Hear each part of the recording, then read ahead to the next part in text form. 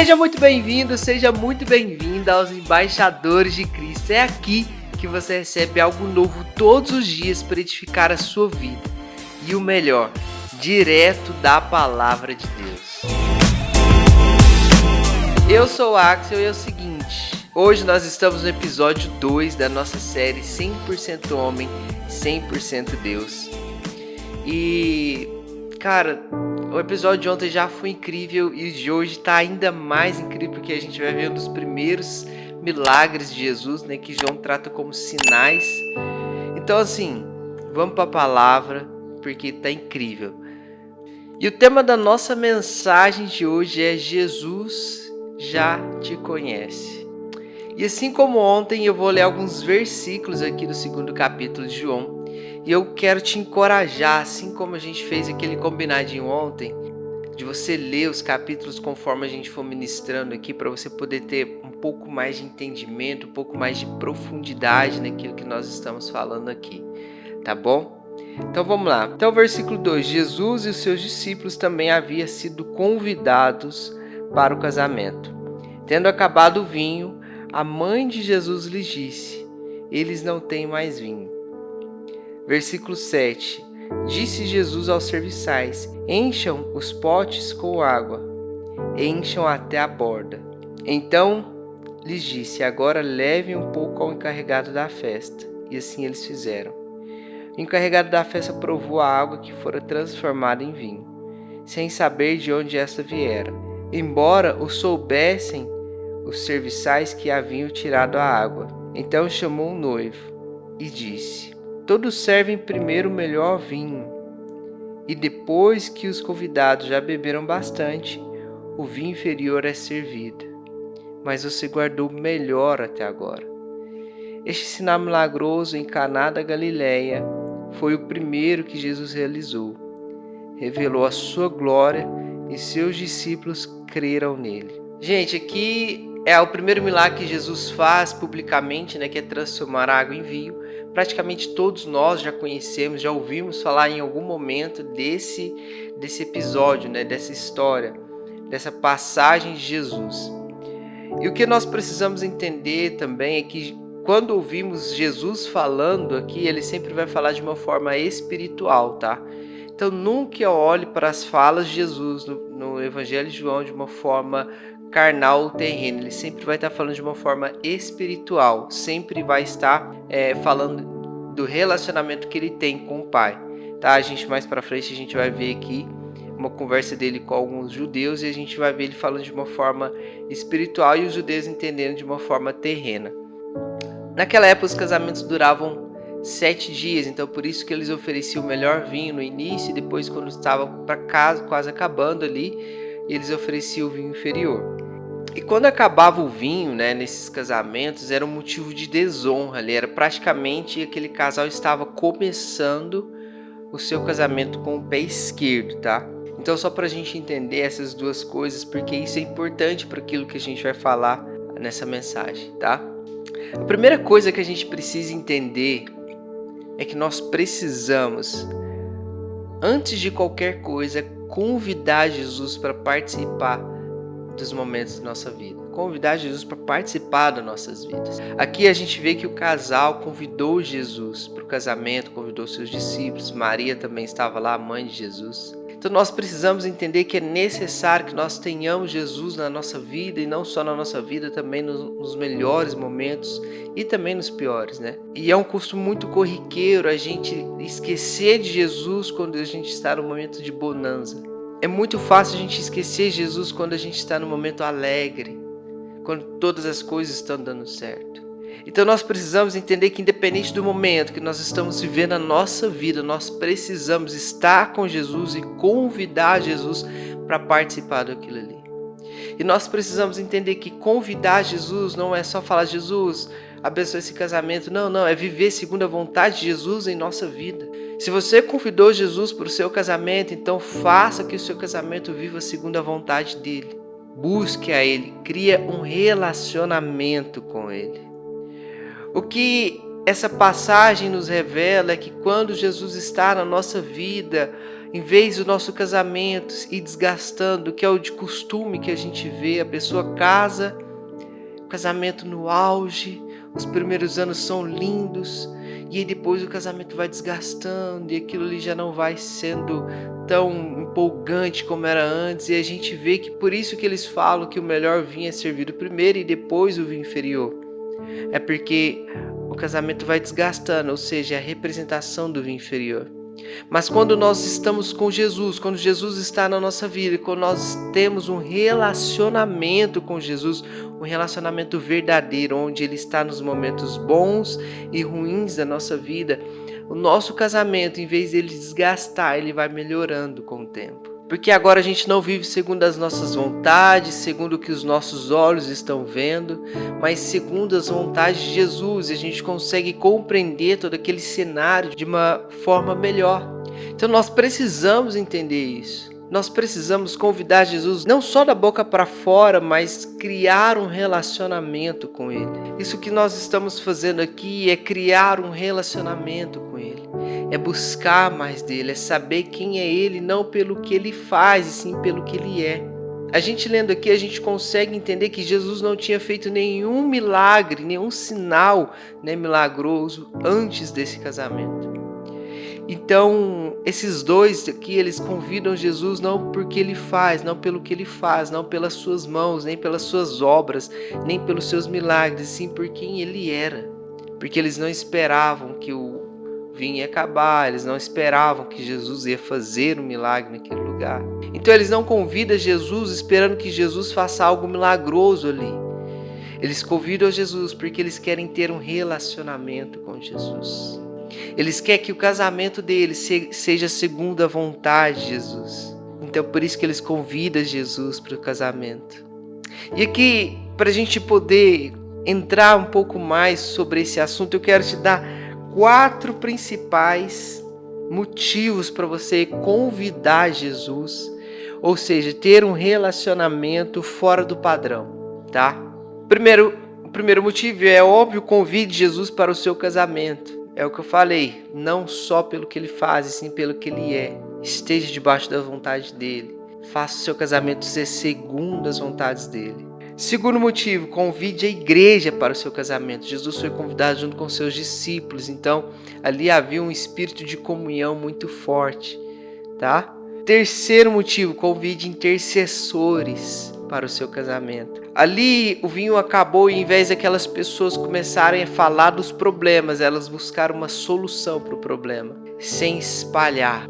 Nós precisamos entender que ao nosso lado, nós precisamos ter pessoas que ao invés de expor os nossos problemas, eles vão trazer a solução para os nossos problemas. Nós precisamos entender que a partir do momento que nós escolhemos os nossos padrinhos, os nossos amigos, aquelas pessoas que vão estar perto de nós, na nossa vida, não só no seu relacionamento, mas também na sua vida pessoal, nós precisamos convidar pessoas estratégicas, pessoas que estão ali dispostas a nos ajudar, independente do motivo. Nós precisamos de pessoas do nosso lado que não estão ali para nos expor, e sim para nos ajudar. Aqui a gente vê que o vinho acaba, em vez de ele sair espalhando para todo mundo, Maria chama Jesus no canto e fala, olha, o vinho acabou. E Jesus fala, olha, a minha hora ainda não chegou. E depois Jesus chama os serviçais, pede para eles pegarem os barris, encher com água, transforma a água em vinho, chama ali o mestre de cerimônia do casamento.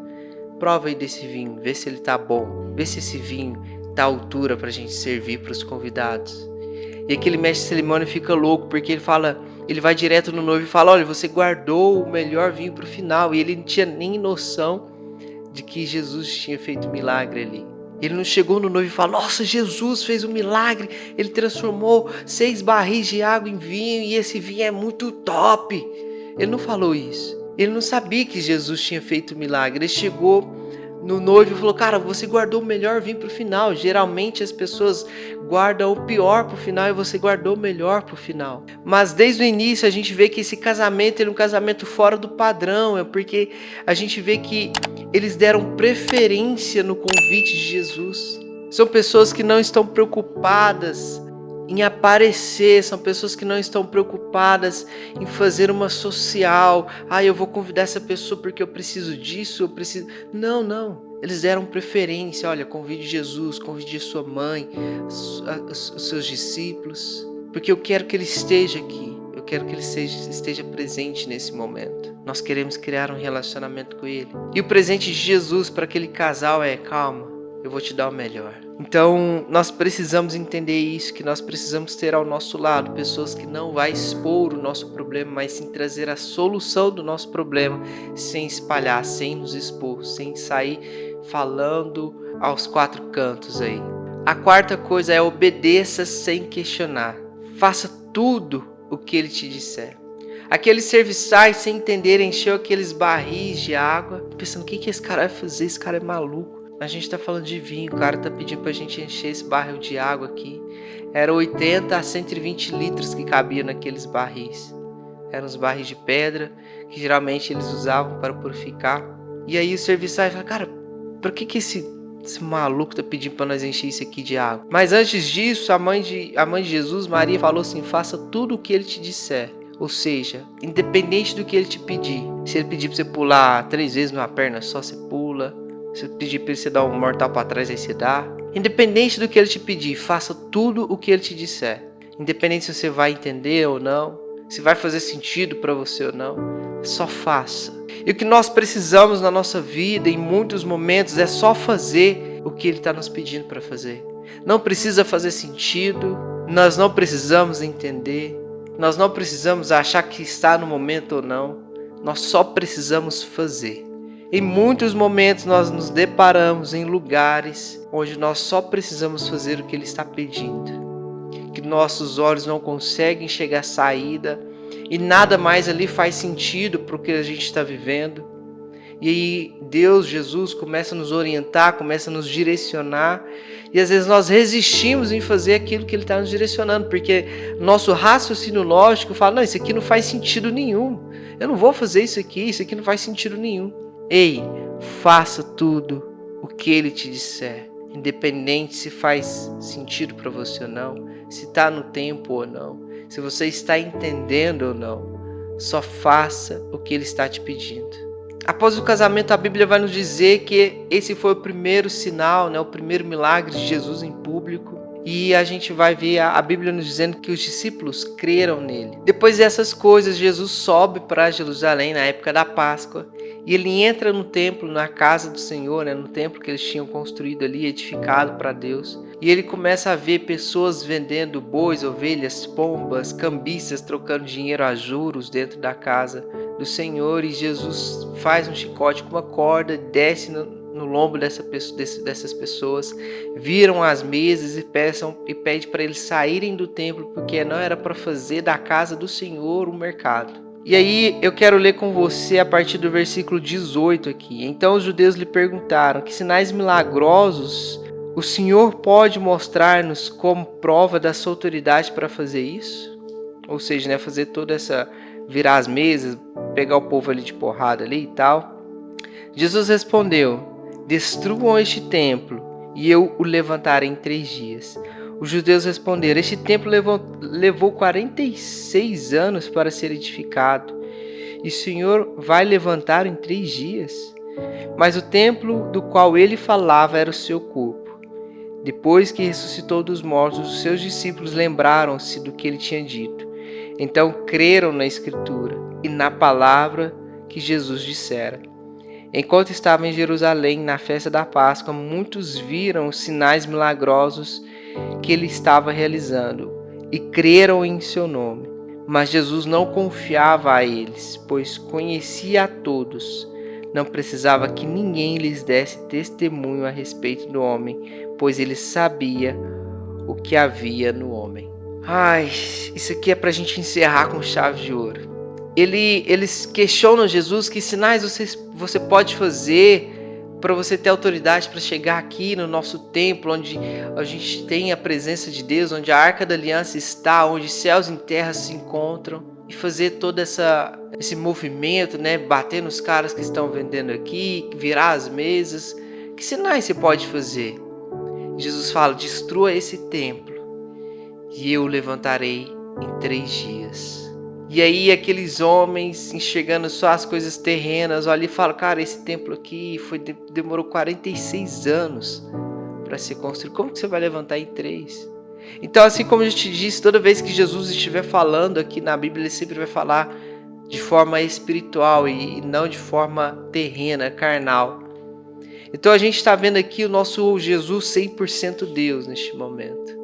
A gente acabou de ver Jesus 100% homem, olhando para aquele casal e falando, eu não posso deixar ele ser desonrado, eu fui convidado, então o meu presente é esse para vocês. E agora a gente está vendo Jesus 100% Deus, onde ele fala, cara, se você destruir esse templo, em 3 dias eu o erguerei novamente. E naquela época eles reverenciavam muito o templo, porque é ali onde céus e terra se encontravam, né? Ali na cabeça deles é onde a presença de Deus estava, porque ali a Arca da Aliança estava, e de fato, né?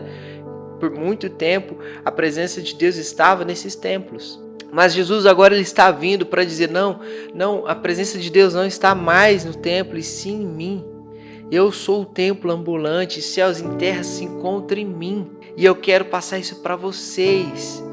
Jesus está nos dizendo aqui através dessa palavra, a Bíblia está nos dizendo que Jesus agora ele vem não para tirar, né, mas para transferir a presença de Deus de paredes, de construções para nós. Nós precisamos entender, aleluia, nós precisamos entender que onde nós passamos, a presença de Deus está em nós.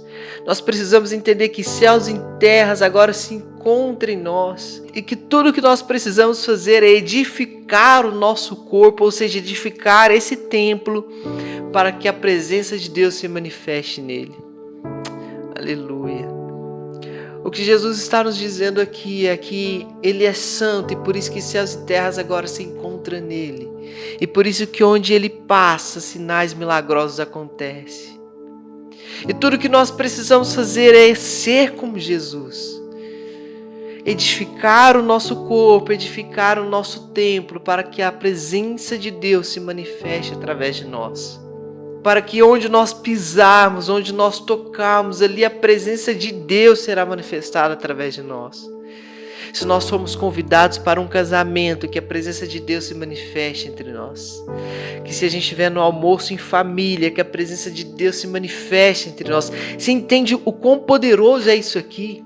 Você consegue entender o quão poderoso é o que Jesus está nos dizendo através dessa mensagem?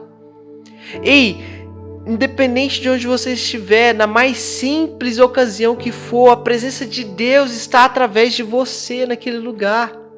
E através de você, uma reunião simples em família pode se tornar algo maravilhoso, algo grandioso. Porque a presença de Deus agora habita em você, céus e terras agora se encontram em você. Ah, gente, eu preciso que vocês entendam isso. Eu preciso que vocês entendam isso. Jesus está nos dizendo, agora vocês têm essa autoridade de carregar a presença de Deus por onde vocês estão passando.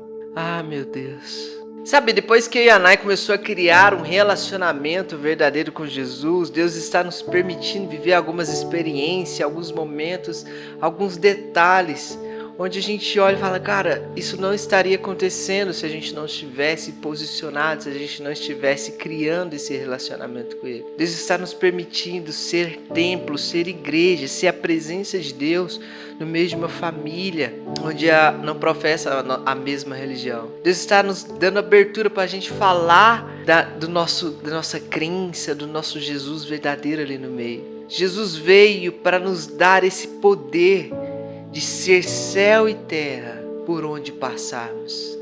Tudo que nós vamos ver no Evangelho de João nada mais é do que Jesus nos ensinando o que nós podemos fazer.